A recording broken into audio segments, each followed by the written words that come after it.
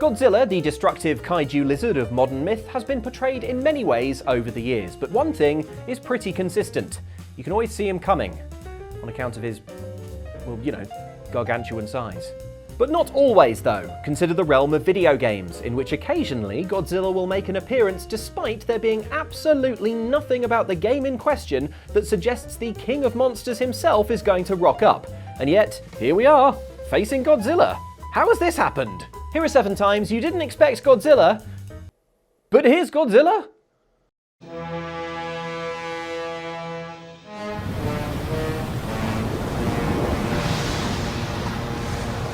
Dave the Diver has been described as a cozy game. This emerging genre can be broadly defined as a game that offers meditative, peaceful gameplay with low stakes and gentle vibes. Games you can play under a blanket, in other words. Dave the Diver is a good example because it's about diving down into a beautiful ocean, fishing up its scaly bounties, then serving those tasty treasures in a sushi restaurant. Earnings can be spent on new equipment for more advanced diving, and in this way the game offers pleasant, absorbing narrative progression and is pretty low pressure, except of course for the crushing pressure exerted by the ocean on Dave's body. Imagine our surprise then when, in January 2024, it was announced that Dave the Diver would be welcoming a new arrival to its sushi restaurant sim.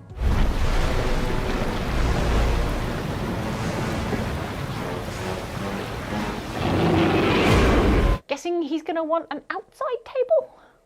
At the time of recording, Dave the Diver's totally baffling Godzilla DLC is still a month away from release, so we can only speculate as to how Godzilla, and specifically by the look of it, burning Godzilla, a supremely powerful incarnation of Godzilla whose out-of-control nuclear heart threatens to melt a hole right through the Earth's core, will fit into Dave's cozy quest to improve his sushi shop. All we know for now is that Godzilla can be encountered underwater, where you'll also be attacked by mutant lobster Ebirah, known as the horror of the deep. Won't be needing this.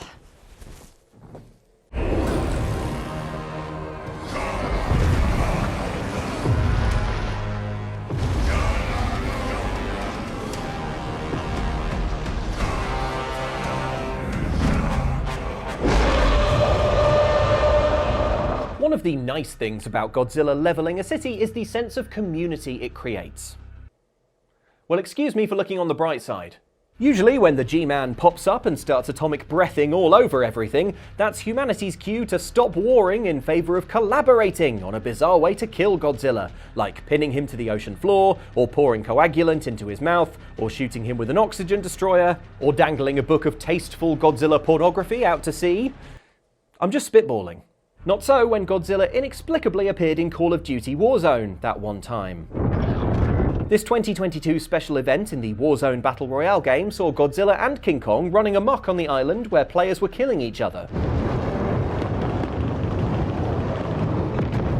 It's weird enough in a semi-realistic shooter to see Godzilla just chilling out in the shallows, but even weirder that none of the humans on this island seemed that concerned. Intent instead on continuing to kill each other and only really acknowledging the beast's presence at all when the option becomes available to target an enemy player with one of the kaiju's attacks. FYI, that beam is also going to hit a lot of things behind that player. Time to check our priorities, perhaps? My Godzilla pornography gun is ready to go!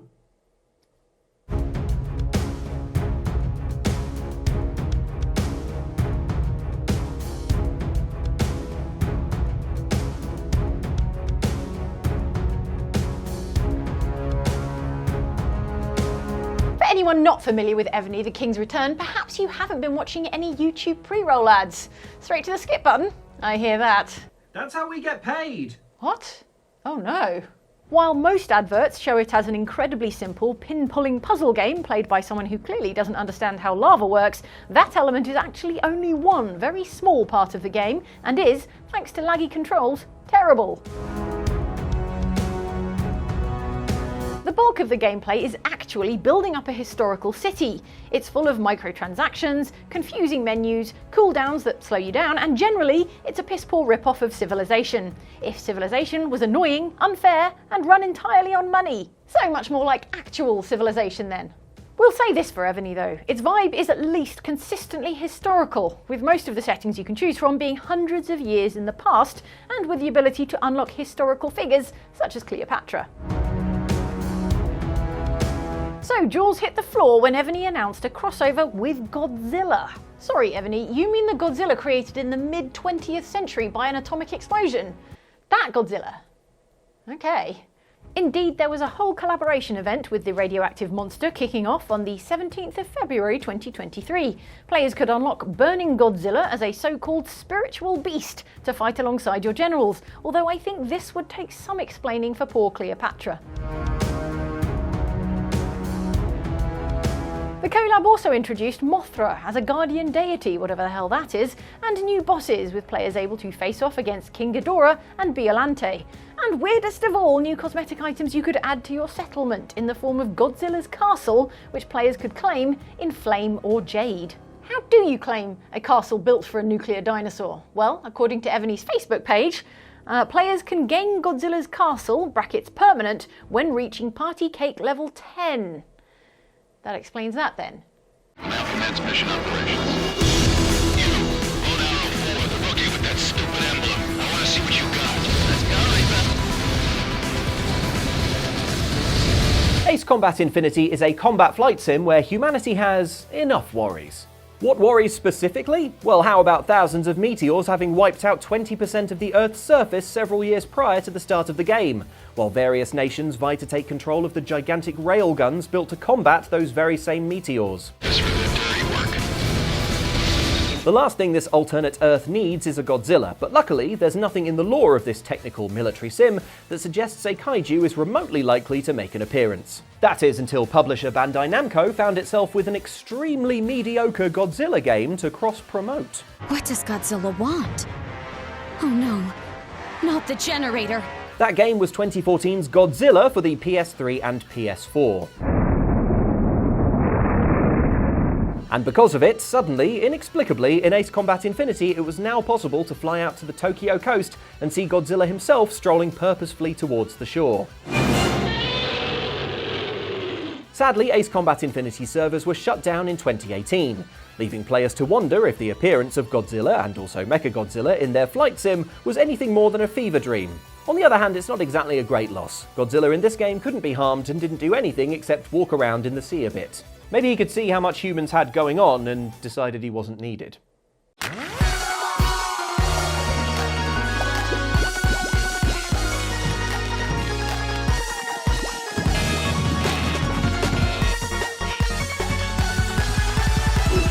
In the strange days of 2020, one of the only ways that people could hang out with their friends during the many lockdowns was by running around as beans. By which I mean play Fall Guys. This battle royale saw dozens of players face off against one another on obstacle courses that would easily be at home in an episode of Takeshi's Castle or Total Wipeout. It had a bright, colourful, cutesy aesthetic, and players could unlock new costumes, all of which were pretty adorable. So imagine everyone's confusion when developer Mediatonic announced a new costume in the form of the King of the Monsters. Yes, for a limited time only in November 2020, players could unlock a Godzilla costume, complete with a hole in the chest so your Fall Guy could see where they're going. Seeing little Godzillas stumbling around inflatable assault courses was a very different vibe to the relentless stomping ferocity usually exuded by the God of Destruction, but we will say it was pretty funny.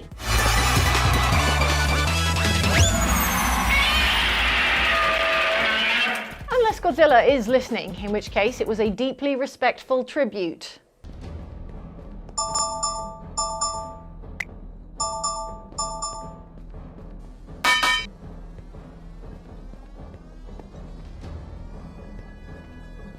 Minecraft is a construction game that lets you build whatever world you like, which is probably not one in which Godzilla sometimes shows up and eats all of your redstone. In fact, we can't really think of any game more antithetical to the concept of Godzilla than Minecraft, seeing as Minecraft is all about creating, and Godzilla is all about, uncreating. Pretty sure that's it. So we were positively shook when in early 2024, Minecraft confirmed that, for reasons it did not see fit to share, it was adding a surprisingly involved Godzilla DLC to the game.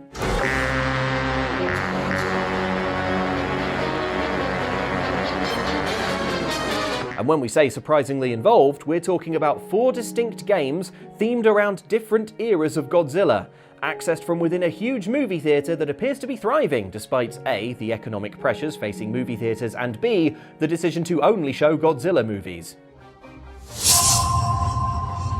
The games themselves involve a beat-em-up, a photography game where you take photos of Godzilla cracking King Kong hard across the jaw, a series of survival puzzles while 1954 Godzilla rains down hell, and most bizarrely, a tower defense scenario against every gross evolutionary phase of the horrible Godzilla from 2016's Shin Godzilla, which is unpleasant for anyone to look at and doubly so for Minecraft fans who know how long it takes to build a structure like this one.